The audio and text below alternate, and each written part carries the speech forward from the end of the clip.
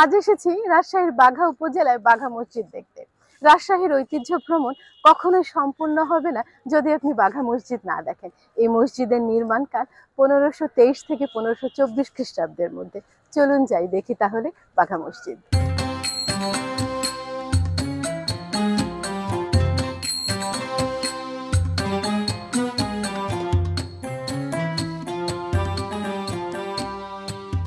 উত্তর বাংলার এক অনন্য জনপদ রাজশাহী বরেন্দ্র অঞ্চলের অত্যন্ত ঐতিহ্যবাহী জেলা এটি। এখনও জেলা শহরে ছড়িয়ে ছিটিয়ে রয়েছে সেই প্রাচীন ঐতিহ্যের স্মৃতিচিহ্ন। খ্রিস্টপূর্ব 3য় শতাব্দী থেকে ইংরেজ শাসনামল পর্যন্ত যুগে যুগে এই অঞ্চলে নির্মিত হয়েছে বহু স্থাপত্য। কালের বিবর্তনে অনাদরে অবহেলায় অনেক কিছুই হারিয়ে গেছে, তার মাঝেও টিকে রয়েছে অল্প কিছু মুসলিম স্থাপত্য। মধ্যযুগে অর্থাৎ সুলতানি আমলে নির্মিত রাজশাহী জেলার একটি মাত্র নিদর্শন টিকে রয়েছে, এটি হলো বাঘা মসজিদ। বর্তমানে রাজশাহী শহর কিন্তু পরিচ্ছন্ন নগরীর উপাধি পেয়েছে বেশ কবছর হলো। বাঘা উপজেলার বাঘা মসজিদ রাজশাহী সদর থেকে 40 কিলোমিটার দূরে। সেখানে যাবার জন্য লোকাল বাস সার্ভিস ও সিএনজি রয়েছে। আমি ভ্রমণের জন্য বেছে নিয়েছি সিএনজি। শহর পেরুতেই চোখে পড়ল রাজশাহী বিশ্ববিদ্যালয়। পথের দুপাশের প্রকৃতির লোকালয়ে গ্রামের পথের বাহন দেখতে দেখতে পার হচ্ছে।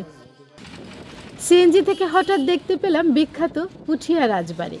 পত্রিকায় পড়েছি সংস্কার করা হয়েছে, অন্য কোনো সময় দেখতে যাব। আর সময় বেশি নেই বাঘাতে পৌঁছতে।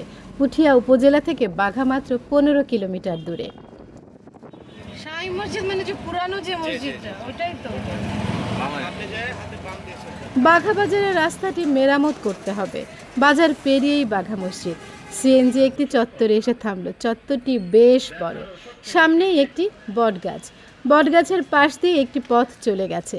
চোখে পড়ল বাঘা ডাক বাংলো। প্রবেশদ্বারের ওপরে একটি ডিজিটাল ঘড়ি। এটি কেন? মনে মনে ভাবছি এই ঘড়ির কি খুব প্রয়োজন ছিল? যাই হোক, ভেতরে প্রবেশ করলাম। কি দারুণ মুসলিম স্থাপত্যটি, কিন্তু সামনের খোলা চত্বরের অ্যালুমিনিয়ামের পাইপগুলো দৃষ্টি বাধাগ্রস্ত করছে। মসজিদের বাইরের দেয়ালের কারুকাজগুলো দূর থেকেই মনোরম লাগছে। কাছে গিয়ে ছুঁয়ে ছুঁয়ে দেখতে ইচ্ছা হলো। 500 বছর আগের কারুশৈলী কি করে সম্ভব এরকম করে নির্মাণ করা? মুগ্ধ দৃষ্টিতে তাকিয়ে রইলাম। আনুমানিক 1204 খ্রিস্টাব্দে এই বাংলায় মুসলিম শাসন শুরু হয় এবং এই শাসন পরিক্রমা চলে ইংরেজ শাসনামলের পূর্ব পর্যন্ত। এই দীর্ঘ শাসন ব্যবস্থায় এই অঞ্চলে তৈরি হয় ধর্মীয় প্রতিষ্ঠান এবং লৌকিক স্থাপত্য।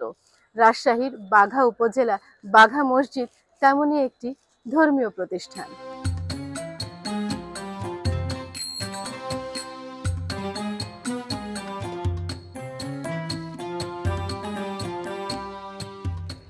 আমাদের পুরনো 50 টাকার নোটটিতে বাঘা মসজিদের ছবি রয়েছে। যারা মুদ্রা সংগ্রাহক তাদের কাছে তো অবশ্যই থাকবার কথা। আমি মুদ্রা সংগ্রাহক নই, তবুও পুরনো 50 টাকার একটি নোট আমার সংগ্রহে রয়েছে। 10 গম্বুজ বিশিষ্ট এই মসজিদের চারদিকে টেরাকোটার কারুকাজ যে কোনো পর্যটককে মুগ্ধ করবে। মসজিদে রয়েছে 5টি দরজা। মাঝখানের দরজার উপর ফার্সি হরফে লেখা একটি শিলালিপি রয়েছে।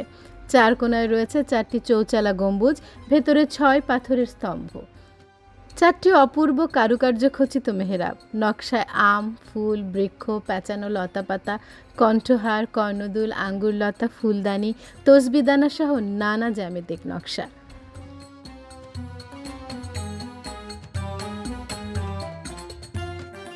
মসজিদ প্রাঙ্গণে 3টি সমাধিক্ষেত্র ও একটি মাজার রয়েছে।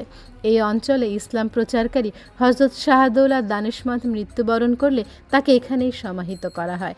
শাহদৌলার বংশধরদের কবর ও শাহদৌলার পুত্র হযরত আব্দুল হামিদ দানিশমন্দের কবরও এখানে রয়েছে। ইতিহাস বলছে 1519 খ্রিস্টাব্দে হযরত শাহদৌলা বাগদাদ থেকে এখানে ইসলাম প্রচারের জন্য আসেন। তিনি একটি মাদ্রাসা এবং নিজ অবস্থানের জন্য একটি খানকা প্রতিষ্ঠা করেন। এই মসজিদের একটি শিলালিপি পাওয়া যায়। সেই শিলালিপি থেকে জানা যায় 1523 থেকে 24 খ্রিস্টাব্দের মধ্যে সুলতান নাসিরউদ্দিন নসরত শাহ এই বাঘা মসজিদ নির্মাণ করেন।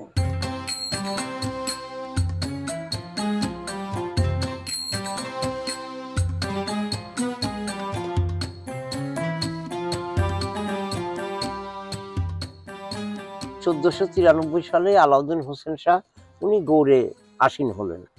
তো উনি মারা গেলেন। মারা যাওয়ার পরে তার ছেলে নুসরত শাহ উনি আসলেন। নুসরত শাহ এই বাঘাতে এসে উনি বাঘায় একটা মসজিদ তৈরি করলেন 1523 সালে। 1523 সালে। এবং তখনও কিন্তু রাজশাহীর কোনো নামগন্ধ নাই। রাজশাহীর এখন যেটা দরগাপাড়া দেখেন সেইটা মহাকাল গড় নামে ওটার নাম ছিল। কিছু কৈবর্ত লোকজন মানে এরা থাকতেন।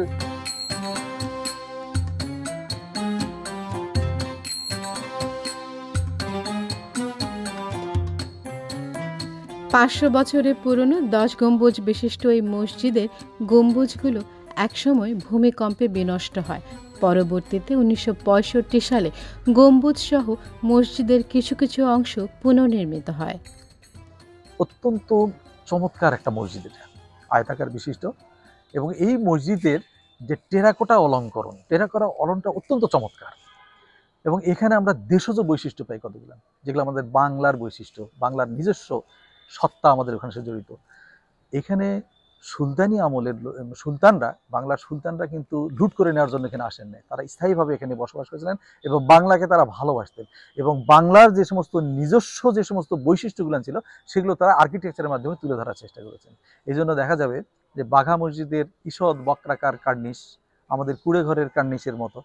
আবার টেরাকোটার যে অলঙ্করণগুলো আছে এগুলোও আমাদের পাল আমলের টেরাকোটা অলঙ্করণ। পার্থক্য হলো জীবন্ত মূর্তি মুসলমানদের ইসলাম ধর্মে কোনো স্থান নাই, ফলে টেরাকোটাগুলোতে আমরা ভেজিটাল মোটিভগুলাই সবচেয়ে এখানে বেশি দেখছেন, গাছ গাছরা সংক্রান্ত। এবং স্থানীয় বলতে ওই সময় ফ্লোরাল মোটিভ। তখন থেকে যে বাঘা আমের জন্য বিখ্যাত ছিল, সেখানে একটা টেরাকোটাতে দেখবেন ফজলি আমের বৃক্ষ সেখানে একটা আছে এবং চমৎকার একটা জিনিস। আবার ডালিম বৃক্ষ সেখানে কিন্তু আছে এগুলো। তো এই যে এগুলো হলো দেশজ বৈশিষ্ট্য, এগুলো তারা দেশজ লোকদেরকে ভালোবাসতো এবং এগুলোকে হাইলাইট করার চেষ্টা করছে তারা স্থাপত্যের মধ্য দিয়ে।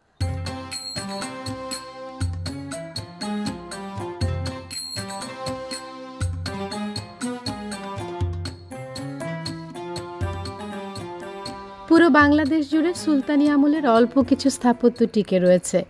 তবে আমি ব্যক্তিগতভাবে মনে করি এই মুসলিম স্থাপত্যগুলো পুরাকীর্তি হিসেবেই সংরক্ষণ করা ভালো। প্রতিনিয়ত ব্যবহারের ফলে এর ঐতিহাসিক গুরুত্বই কেবল ম্লান হয় না, সাথে সাথে স্থাপত্যটি বিনষ্ট হবার ঝুঁকিও তৈরি হয়।